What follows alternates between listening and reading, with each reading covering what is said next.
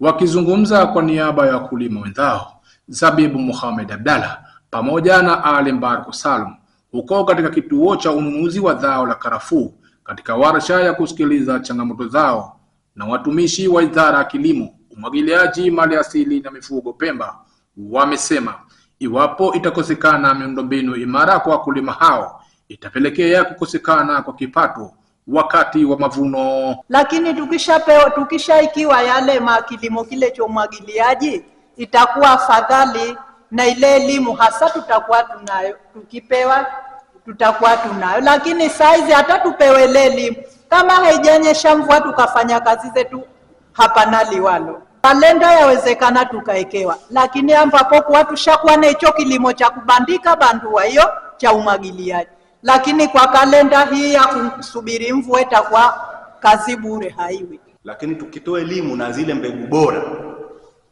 ambazo kwa zitatuwezesha sisi kulima, kuvuna kile kikubwa tunachokitarajia, tutakapopata mbegu zilizo nzuri na imani mavuno yetu yatakuwa mazuri.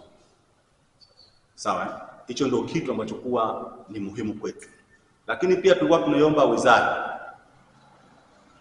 ituwekee kalenda maalum, kwa sababu tukisema tujipangie sisi ndio yale huyu atalima mfungo mosi, yule atalima mfungo tatu, huyu atalima mfungo 4.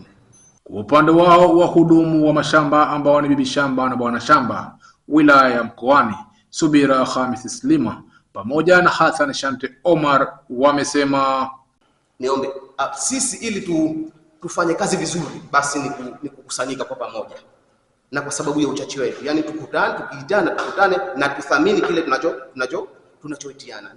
Katika bonde hilo tutaweka shamba moja ambayo itakuwa ni demonstration, ambayo ni shamba la mfano tunaita. Shamba hilo watakuja wakulima, tutawafundisha.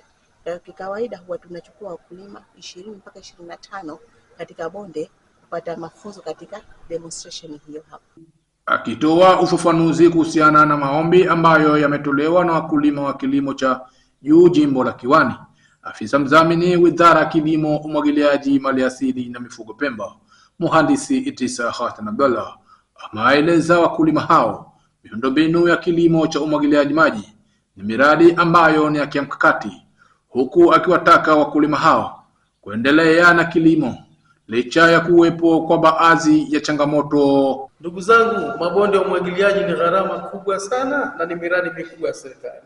Ama yajengwe kwa kutumia mabwawa ama yajengwe kwa kutumia visima. Ni mabonde ambayo yana faida. Hapo ndipo mnasema wenzetu wanajidai wanalima mwaka mara 2 na wanavuna vizuri tu ndani ya mwaka. Ni kweli.